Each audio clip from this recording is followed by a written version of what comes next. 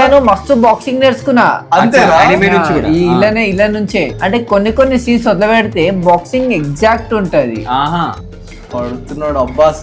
ఇప్పటిదాకా క్లోజ్ వచ్చేసింది నా ఇట్లా మూమెంట్ చేస్తుంటే అది టెక్నిక్. అది ఆపోనెంట్ కి ఛాన్స్ ఇవ్వకుండా ఏం కొట్టలేడు అప్పుడు క్లోజ్ వస్తుంది. మీదకి వచ్చేటప్పుడు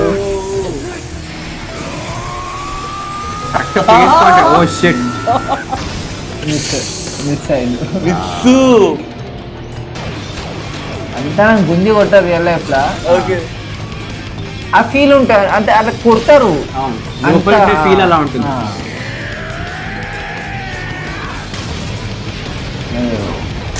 మళ్ళీ చెప్పినట్టే. సో దీని నుంచి ఎట్లాంటి ఇన్స్పిరేషన్ తీసుకోవద్దా అని టూ యంగ్ బాక్సర్స్ అంటే సినిమా యానిమ్ దాంట్లో నుంచి బాక్సింగ్ నేర్చుకోవచ్చు, కొన్ని ఆస్పెక్ట్స్ నేర్చుకోవచ్చు. ఆ ట్రైనింగ్ ఇలా కూడా ట్రైనింగ్ మస్తు ఉంటది.